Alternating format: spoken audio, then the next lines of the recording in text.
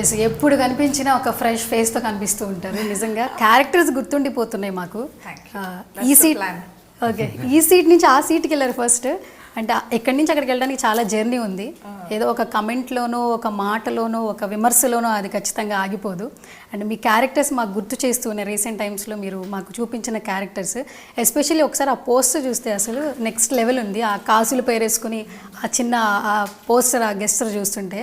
And మీకు industry నిజంగా చాలా ఇచ్చింది. పాజిటివ్ అనేది మనం తీసుకుంటాం, బట్ నెగిటివిటీ ఎప్పుడూ తీసుకోము. ఏది వచ్చినా కూడా పీపుల్ ఫస్ట్ మిమ్మల్ని తీసుకుంటారు, లవ్ చేస్తారు, అన్కండిషనల్ లవ్ ఇస్తారు. సో ఏంటి ఈ సినిమాతో ఎలా రాబోతున్నారు ఏంటి?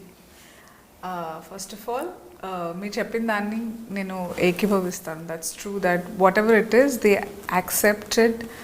అండ్ అది నాకు పెద్ద అచీవ్మెంట్ అనే చెప్పాలి. Thank you so much for everybody who loves watching me on the screen. అది స్మాల్ అయినా బిగ్ అయినా ఐ ఆల్వేస్ చాలా గ్రాటిట్యూడ్తో ఉంటాను నేను ఎప్పుడు దానికి. ప్రేక్షకుల తర్వాత అంటే ఇదొక సైకిల్ లాగా అనమాట. రైటర్స్, డైరెక్టర్స్, ప్రేక్షకులు, ఇట్స్ లైక్ చూస్తారు, వీళ్ళు చూస్తారంటే వీళ్ళు చేస్తారు, వీళ్ళు రాస్తారంటే మేము చేస్తాం, అలాంటిది అనమాట ఇది.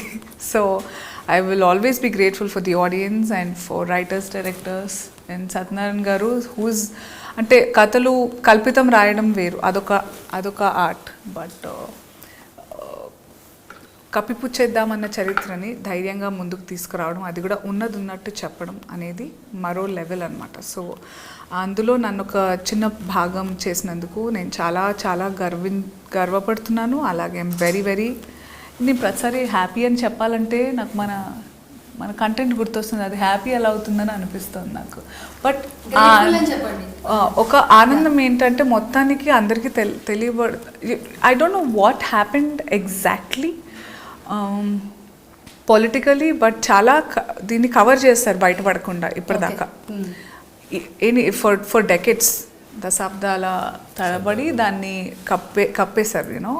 But it's something we all have to be aware of.